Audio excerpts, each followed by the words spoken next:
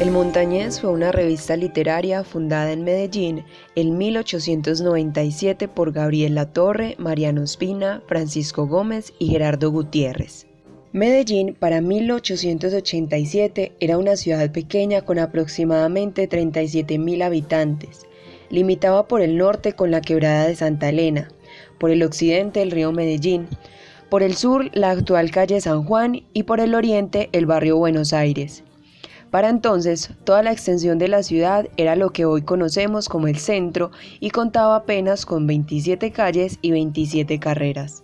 Las oficinas de la revista El Montañés estuvieron en la carrera Junín de Medellín y su impresión la realizaba la tipografía del comercio, en la misma ciudad.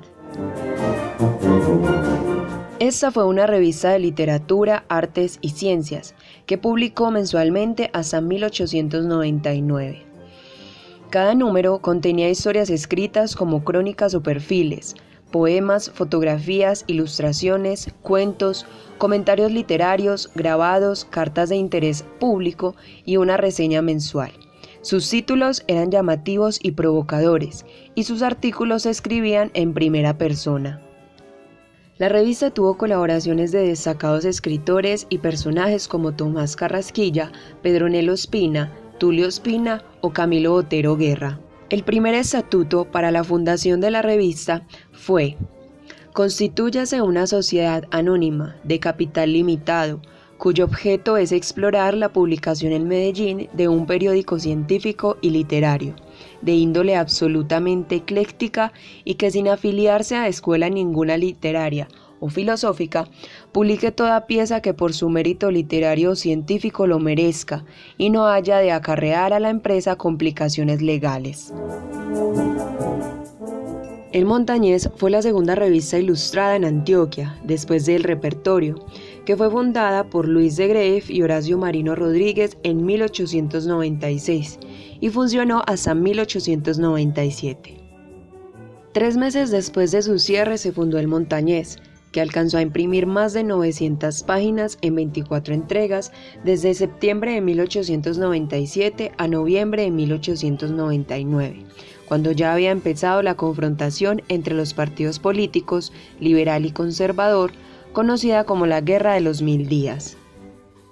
El contexto histórico colombiano para la segunda mitad del siglo XIX estuvo enmarcada por un gran flujo de información, literatura y discusión alrededor del contexto político que se vivía en el país. La Constitución Política de la Nueva Granada de 1853 fue un proyecto político liberal que tuvo como principio la libertad.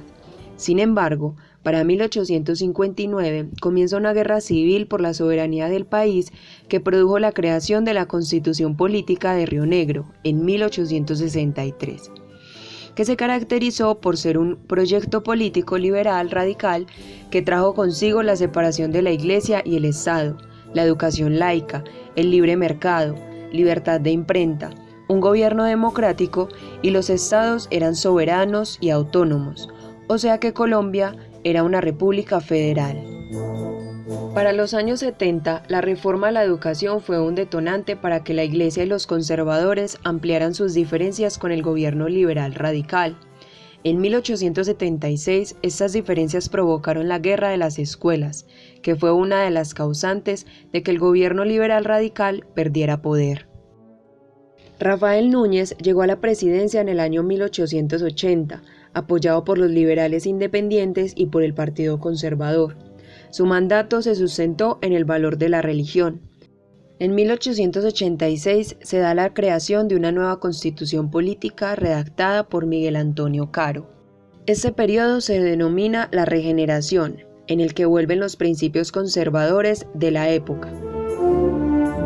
Es así como el Montañés contribuyó al desarrollo literario que se estaba dando en el país para ese momento. Realizaron traducciones de obras literarias, se difundieron obras auténticas de escritores colombianos y fue una publicación que promovió la poesía, la fotografía y la ilustración como medio de expresión y comunicación, que tuvieron alta influencia en el arte y la cultura, sobre todo en la consolidación de una literatura antioqueña, sin abordar temas políticos o difundir una ideología política dentro de los contenidos de la revista.